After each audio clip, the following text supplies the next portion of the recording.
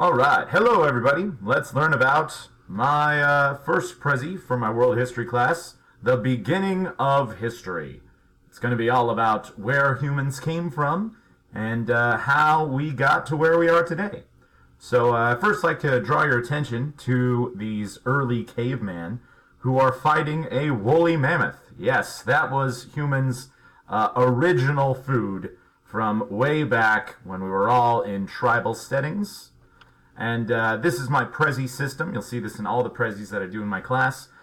Anything in the red is something that I do not want students to write. Anything in the black is something that I think is important. And anything in the purple is a vocabulary word that will appear on my examinations. So, the first thing, when humans really started getting together in the world, this is around the year 10,000 BC, humans worked together as teams. They traveled hundreds of miles a day, chasing giant animals and hunting them as a team. Typically, a team of about 30 or 40 men and women would make little traps, work together, and kill a giant animal and eat it for about a week, hang out for a week, enjoy that food, and then continue to roam the world hunting these animals down. Humans had very basic language back then, a whole lot of, uggs and oogs, but nothing too specific. And specifically, hunting the woolly mammoth and the giant sloth. We ate so many of these animals that they all went extinct. So really any giant animal looking delicious. So this is kind of what you can expect to see on this planet 12,000 years ago. Whole lot of humans doing a lot of this. And these are the giant sloth. This was the delicacy for the early man. These giant sloths no longer exist. We ate them all. Here's me standing next to a statue of one at the San Diego Zoo. Giant sloths. Kind of funny. And woolly mammoths doing their thing. So, year 10,000 BC. For all intents and purposes, this is the year history begins. History will go... history obviously existed before this, but history effectively is the study of writing. Writing actually doesn't really appear until maybe around 8,000 BC. But if you were to pick a good time to start, when did humans really begin to kind of, be the top animal on planet Earth? Probably around the year 10,000 BC. Because the Ice Age was finally ending. The world was becoming a lot naturally hotter. These big animals, they couldn't really survive in these hot temperatures. Humans were also hunting them to extinction anyway. So this year was really a huge transition in the history of our planet. And once humans, can't find these big animals anymore, they're going to have to change the way they live. So here it is. All the ice is melting. There's a saber-toothed tiger. That animal is also extinct. They're no longer existing in the world today. So the ice melted, and men got to find something different. They got to do something to make their ends meet. So let's see what they find out.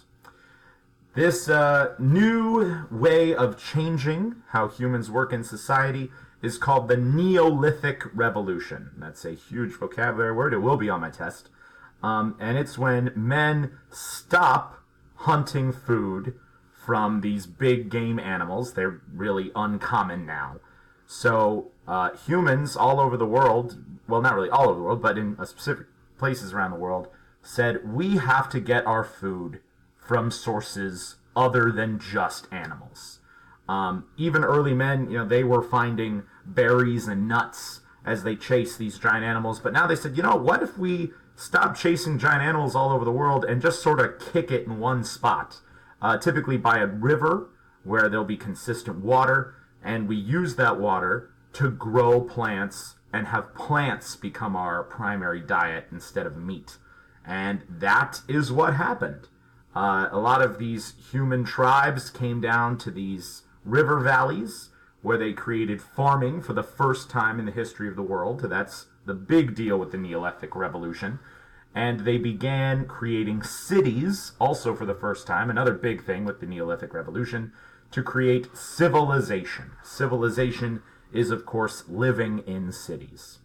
And another thing, that humans now, in this new Neolithic Revolution, they have a lot more free time to spend. Because when you're hunting those big game animals, you're hungry a lot. And your whole day is all about chasing that woolly mammoth, trying to hunt him down. But now, when you're farming, you kind of plant the seeds, you put in like 2 or 3 hours in the field every day, and you just watch them grow. And while you're waiting, you're going to be snacking on the grain you grew last season, and you're going to have a lot of free time to do stuff. And that is what created human cultures. That's definitely a big thing we're going to discuss through my entire course. So here's early man doing their thing. And these new civilizations popped up all over the world between 10,000 and 3,000 BC, especially around the big rivers. I got a lot of pictures down there of some of these early civilizations. A lot of these civilizations, they were cool for a couple thousand years, and then they failed. Especially in India and in South America. One Indian civilization created the flush toilet, probably around the year 6,000 BC. And that civilization failed. The technology for the flush toilet was lost, and then it was brought back again, kind of like in the Renaissance. So things can get lost in history. And in those 7,000 years of these sort of up and down civilizations, there could have been civilizations that did all kinds of wacky things. In my class, students are going to kind of create their own civilization that can have its own cultural importance.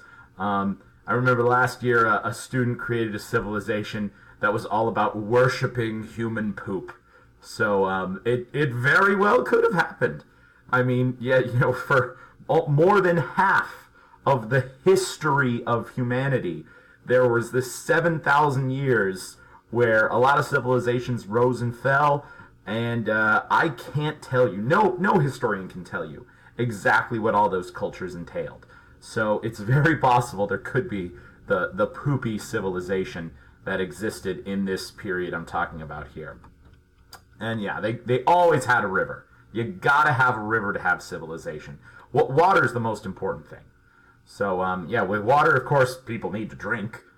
Here in Las Vegas, without water, it wouldn't happen. Water is, of course, very important for farming. And humans have now conquered the elements. They're controlling the land, they're growing food, and creating culture. And here's some of the other early cities. That's kind of what you could have expected to see for more than half of the history of humanity. So the 3 major civilization locations. This 7,000 year period I'm talking about here, a lot of civilizations rose and fell in Central America, in the Middle East, and in China. And the specific terminology I'm using here, Mesoamerica is kind of like Mexico, South America. Mesopotamia is the Middle East, primarily Iraq, a little bit of Egypt, and China. Especially the 3 main rivers in China, the Yellow River, the Huanghe River, and the Zi River. A lot of these civilizations tried and failed at a lot of things. So whatever you can imagine happened there may have happened there. Archaeologists can't tell you everything.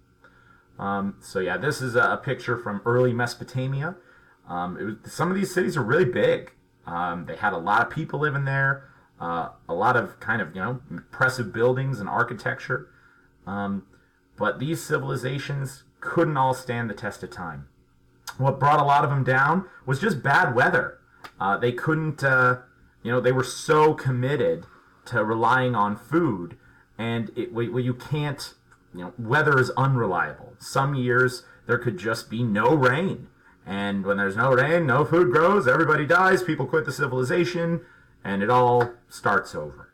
So, thankfully, over the course of human history, we have adapted more and more to the elements of the world. Yep, and here's 3 spots. Definitely got to know these. These will be on a test. Mesoamerica, Mesopotamia, and China.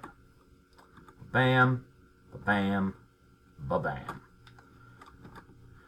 All right, and that's it for my first Prezi. I'd have my students go over some activities right now related to this, creating their own civilization, and also going through some map worksheets, trying to come up with the best place for civilization. So I hope you enjoyed this first presentation from my world history course, and peace out.